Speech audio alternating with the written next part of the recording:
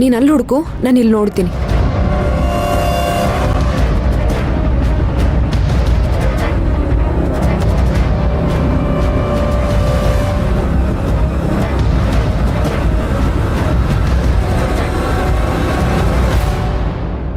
ಪದ್ದು, ರುಕ್ಕು, ಇಲ್ಲೇನ್ ಮಾಡ್ತಿದ್ದೀರಾ ನೀವು? ಅತ್ತೆ, ರುಕ್ಕು ಸರ ಕಳ್ದೋಗಿದೆ.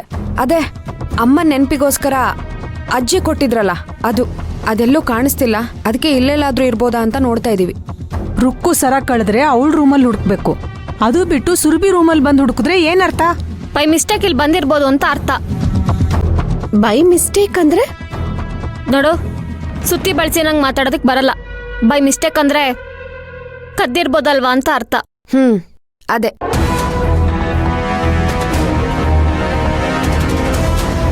ಪದ್ದು, ರುಕ್ಕು, ಸುಮ್ನೆ ಈ ರೀತಿ ಸುಳ್ಳು ಅಪವಾದನ ಹೊರಿಸ್ಬೇಡಿ. ಅಲ್ಲ, ಅವತ್ತು ಸರ ಎಲ್ಲೋ ಇಟ್ಟಿದೀಯಾ ಅಂತ ಸೂರ್ಯ ಕೇಳ್ದಾಗ ಅದನ್ನ ತಂದು ಕೊಟ್ಟಿರೋದೇ ಸುರಭಿ ಅಲ್ವಾ? ಮತ್ತೆ ಅವಳೇ ಕದೀತಾಳ ಅದನ್ನ ಹೇಳಿ? ನಂಬಿಕೆ ಗಿಟ್ಟಿಸ್ಕೊಳಕ್ಕೆ ಏನ್ ಬೇಕಾದ್ರೂ ಮಾಡ್ತಾರೆ ಅತ್ತೆ. ಒಂದ್ ಸರ ಹುಡ್ಕೊಡೋದ್ರಿಂದ ಇವಳೇನ್ ನಮ್ ಸುರಭಿ ಆಗಲ್ಲ. ಒಂದ್ಸರಿ ನಾವ್ ಇವಳನ್ನ ಸುರಭಿ ಅಂತ ನಂಬಿಟ್ರೆ ಇವಳೇನ್ ಬೇಕಾದ್ರೂ ಮಾಡ್ಬೋದು. ನಿಮಗ್ ಇವಳ ಮೇಲೆ ಕುರುಡ ನಂಬಿಕೆ ಇದೆ, ಅದಕ್ಕೆ ನೀವು ಸಪೋರ್ಟ್ ಮಾಡ್ತೀರಾ. ಆದ್ರೆ ನಮಗಂತ ಯಾವ ಸೆಂಟಿಮೆಂಟೂ ಇಲ್ಲ. ನೀನ್ ಯಾಕೆ ಹೀಗೆ ಮಾತಾಡ್ತಿದ್ಯಾ ಅಂತ ನನಗೆ ಗೊತ್ತು ಬಿಡು ಪದ್ದು. ಆ ಶಿವಾನಿ ಮೇಲೆ ಕೈ ಮಾಡ್ದೆ ಅಂತ ತಾನೇ ನಿನಗೆ ಕೋಪ.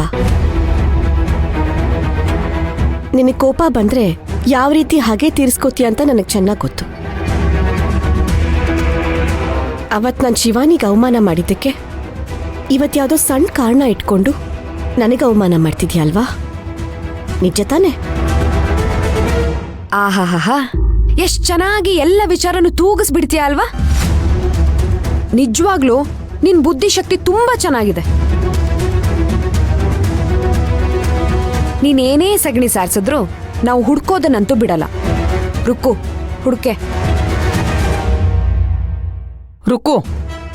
ರುಕ್ಕು ಬೇಡ ಅಂತ ಇದ್ದೀನಿ. ಇನ್ನೊಂದು ವಸ್ತು ಆ ಕಡೆ ಈ ಕಡೆ ಆದ್ರೂ ನಾನು ಸುಮ್ಮನೆ ಇರಲ್ಲ. ಅತ್ತೆ, ಕಳ್ತನ ಮಾಡೋದು ಎಷ್ಟು ದೊಡ್ಡ ಅಪರಾಧನೋ ಕಳ್ರಿಗೆ ಸಪೋರ್ಟ್ ಮಾಡೋದು ಕೂಡ ಅಷ್ಟೇ ದೊಡ್ಡ ಅಪರಾಧ. ಅತ್ತೆ, ಅದೇನೋ 5 ಗ್ರಾಮೋ 10 ಗ್ರಾಮ್ದೋ ಚಿನ್ನ ಅಲ್ಲ, 45 ಗ್ರಾಮ್, ಹತ್ತತ್ರ 5 ಲಕ್ಷದ ಮೇಲ್ ಬೆಲೆ ಬಾಳತ್ತೆ. ಅದೇನ್ ಚಿಕ್ಕ ಅಮೌಂಟ ಹೇಳಿ?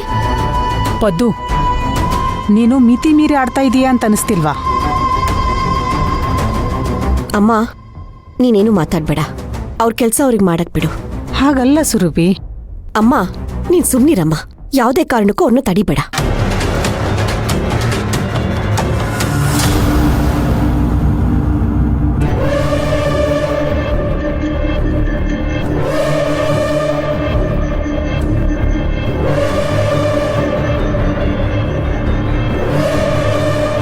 ದೇವರಾಜ್, ಭಾಗ್ಯ, ನಿನ್ಗೆ ಯಾಕೆ ಇನ್ನೂ ನನ್ನ ಮೇಲೆ ನಂಬಿಕೆ ಬರ್ತಾ ಇಲ್ಲ? ನೋಡು, ನಾನು ಆಗ್ಲಿಂದ ಗಮನಿಸ್ತಾ ಇದ್ದೀನಿ, ಮುಖಕ್ ಮುಖ ಕೊಟ್ಟು ಮಾತಾಡ್ತಾ ಇಲ್ಲ.